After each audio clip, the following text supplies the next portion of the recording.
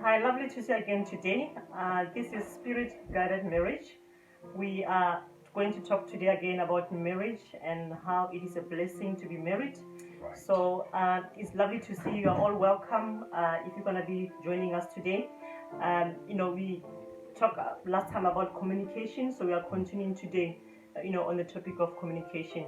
So today we're going to be looking at the book of Proverbs, where it says life and death lies in the power of tongue. That's right. And we need to know that love on its own does not commit suicide. There's no way love dies by itself. But the love does not commit suicide. It's human being that kill love. Okay? So it really takes a day to get married. I will say, well, it may take a day, but we say it takes a few seconds to get married. Take a day. It takes a day, that's right. But remember, it will take a lifetime to build your marriage. As Mommy said, it takes a day, it takes a few seconds, it takes a few minutes to get married, but it will take a lifetime to build marriage or your relationship. That's very important. And we will be looking specifically at what we said, that men and women are completely two different people. God has wired us differently. Men are moved by what they see. And women are moved by what they hear. By what they hear, that's right. In other words, whatever the power to save your marriage, the power to destroy your marriage is in your tongue. So therefore, whatever you want your wife to hear every day will either build her or will break her. So that's why destroy her. That's right. So that's why we want to focus today on men are moved by what they see than what they hear. So I give an example. If I am a man myself, if I can see my wife, what drives me more, what moves me, is really what I see in her. For example, when I see my wife maybe wearing underwear or wearing a nice skirt or wearing something great, it attracts me, it draws me, it moves me because of what I see.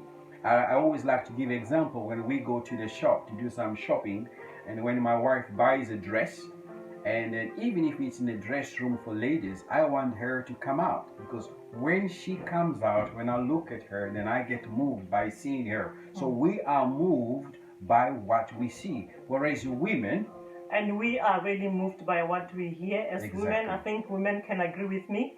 Whatever we hear from our husband, that's what really moves us. So whatever they tell us, whatever we hear from them, it really moves us. So that's really interesting. So like my husband have said, words can either build us or it can destroy us as women. So whatever we hear or we are being told by our husband, it can make us either to be good wives, or it can either make us to be bad wives. So really words are very important, and that's what we're going to be talking about today. To hear what other spouse can say either to their husband or to hear from their husband telling them. So we're going to be looking at that today. That's right. And then we, as I said earlier, say for example, if a woman can see a man without clothes, it does not, it's okay, fine, but it does not really move her the way it moves the man seeing a woman without clothes. That's what we're trying to say, that what a woman hear, a woman want to hear words that will encourage her. I love you. You look great. I love the way you are dressed. She needs to be hearing all those positive words, because that will sustain her. So you do not let other men, that's what they usually say, women like to say love is blind. The reason they say love is blind, because they don't see the man that is with them. You can be a man who is, you don't have a car, maybe you don't have a house, you don't have enough finances to sustain your wife, but because of you having good words to speak to her, to take care of her, she will be moved by what you tell her. I think as by well, what really, she hears. Yes, I think that there's this story of of a wife, who will go around with her other friends, but they always hear their friends, their husband telling them they love them. Husband friends, you mean?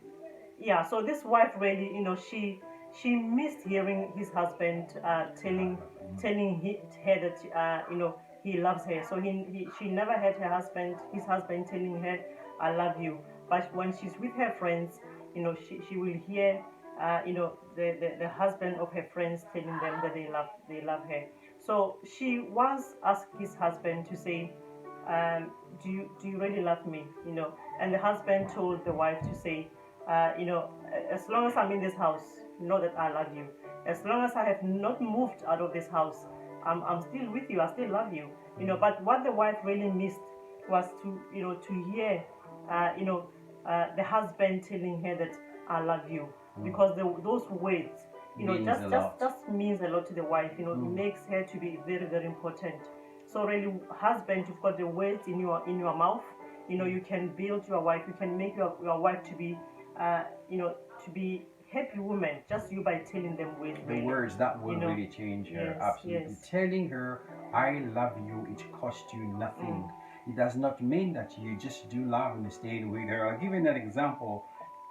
For example, when my wife cooks, and I'm already ready to congratulate her, I'm already excited to receive food from her. Sometimes she cooks, and the food is dished, and we start eating, and then she tells me, oh, Benz, did you hear a bit of more salt? I said, I didn't realize that. Let me retest. So I taste the food again. So there's a bit of it, but I didn't sense it.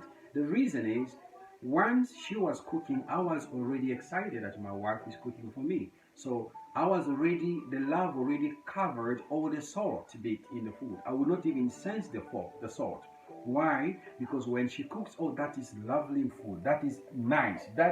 I already knew it was nice, but those words blinded me not even to see or even to feel that there is salt in the food. So, but then I'll add on that to say, you know, there may be husband, you know, if their wives cook for them, you know, it's like the husband are always looking for mistakes, criticize. Always looking for mistakes. That's right. You know, what has she cooked today? Has she put a lot of salt? You know, will the husband appreciate? Because it's also nice just to hear your husband to say to the wife, oh, thank you for the meal, you know, which I do appreciate. My husband normally tells me that. But it's nice for husband to say, wow, you know, you've cooked lovely today, my wife, you know. So those type of husbands, they'll always have to criticize, because they're always looking for mistake, to say, oh, you did not cook this, you did not put enough salt, or the salt was a lot today.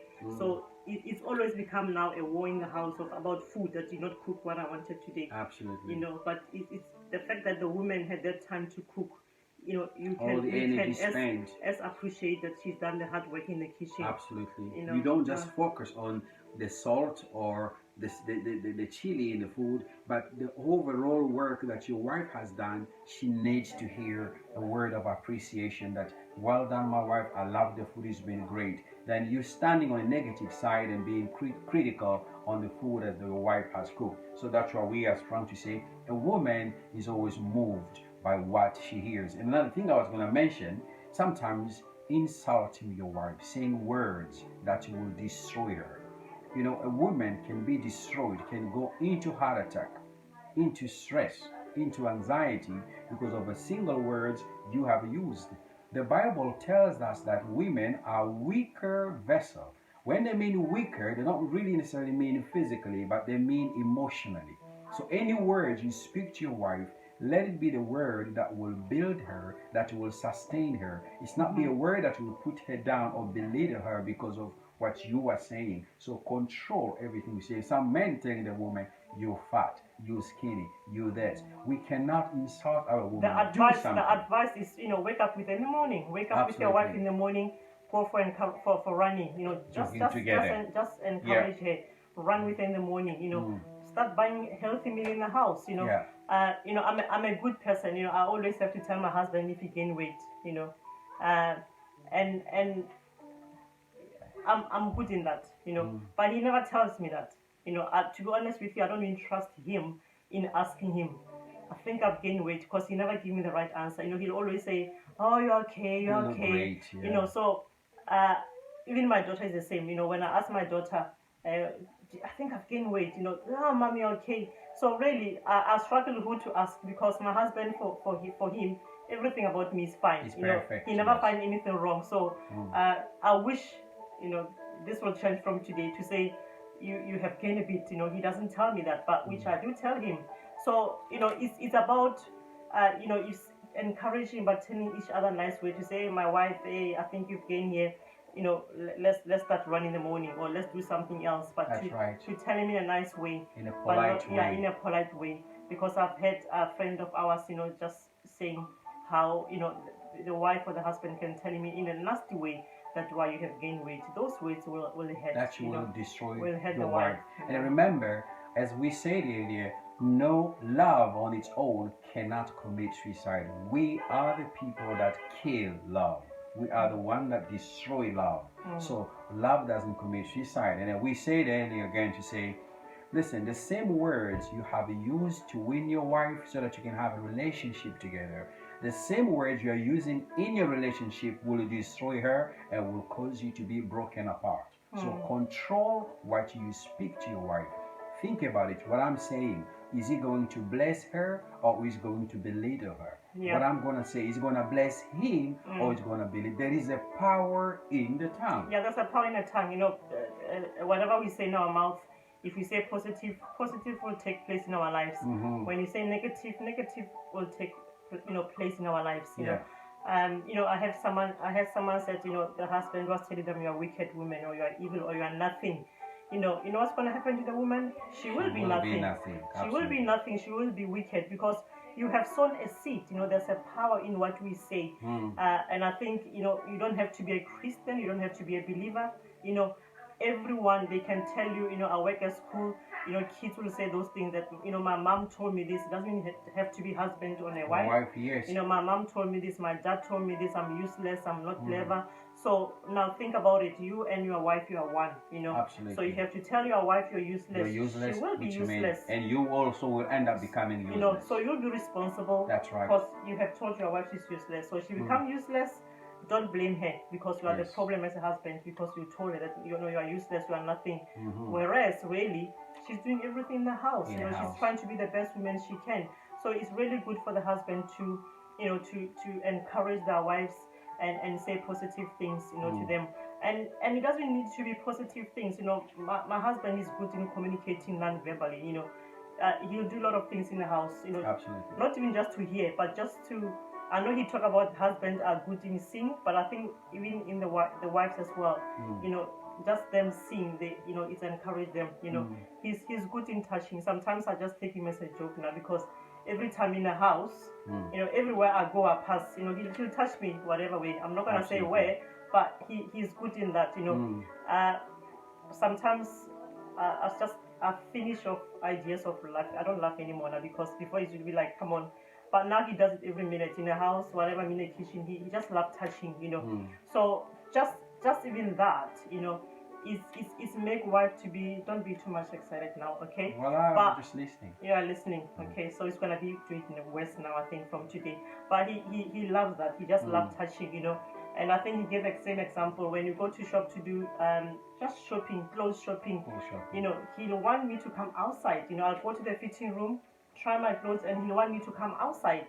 I mean, if the shop is full of people, he'll tell me turn around, and I'm like, come on, I'm not doing modeling here. Yes. But he wants to see, So those sort of things. Or if I buy something online, clothes online, they come. The minute they come at the door, she wants me to try it on, and I'm like, I'm not gonna try this. I'll try it later, please. But he just wants to see, just that he's interested, even to say I love you, we don't plan it. He doesn't plan it. Yeah. He just come, automatically. We could also say that if you are a man, you are not being moved about what you see in your spouse in home, then something is wrong. Yes. If you are a man sitting down there, you're watching this thing, and you're not moved by you looking at your wife, that's why as women do certain things that will always get us moved. Your hairstyle. Yeah. It doesn't mean because I'm already married, I want to relax because I've already got this man. No, you want to blind us not to look elsewhere. Do anything that you can. Your hairstyle, your dressing, even your underwear, everything that you do, we need to be looking at you all the time. We need to be chasing at you, chasing you all the time. And I want to say again, the last advice I'll speak to man, you are called a father. A father is the title given to God. God is the father. In other words, if we call God the father, God cares, God protects, God looks after. So you as a father, you need to care, you need to protect, you need to look after the spouse or your spouse or the woman that God has given you. I think last example as well is appreciating really and saying the nice ways to the wives. Yes. And I had example of a wife who went to do her hair. I mean, these braids which really take long time, 5-6 hours just to do some braids. So this wife went to do some braids. He went to the salon, and but the husband is not really a type of person who does appreciate a lot her wife. Yeah. So when she came back in, she's waiting for the husband to say, "Wow, you look lovely," but the husband did not see anything that the wife has just done the hair. Can you think about it? So the wife obviously was disappointed because the husband never said, "You look beautiful, you look whatever." And I had a story that some of the wives, what they'll do, they even have to put their head under the husband, doing something to say, "Look at my hair." So the husband can see. So the husband can see the hair because they can't appreciate. But the only hating thing for the wife is, you live with your husband in your house, you go out to a party or to a wedding. Now, husband, listen to this. You leave your house, you're with your wife in the house. You've been invited to a wedding. You don't say nothing. You don't say anything. Of yes. appreciation. Then when you get there, another man will be saying, "Wow, your wife looks beautiful." What do you think she will feel? Or what about you, husband? What will you feel? You never tell your wife she looks beautiful, but when you go outside to a party, to a wedding, tells your wife she looks beautiful. Yeah, another man tell your wife you look beautiful, and you never tell the wife. In other words, your wife will be parading where the men's are because she wants to hear the words, "You look great, your hairstyle is great." You have never told her. Don't take the wife you have for granted. Your role is to say the words that will move her. And as we're going to end your marriage, your relationship, your partnership, that it is the power, it is in your tongue. Yes. The same way you brought your woman in, the same way you're going to drive her out by the words that you say. Yes. And also women, the same way that the words you put, you're going to bring the men in or kick the men out. Yeah. I think it's been a blessing to hear that. We're going to talk a lot more about communication and common sense. Yes. I think it was a blessing. Please remember, power, the life and death is in the power of the tongue. Yes, and if you want to hear more about marriage as well, please subscribe. So that if any video comes in, you'll be notified. So bless you. We love you, and please enjoy your marriage. God bless you. Yes.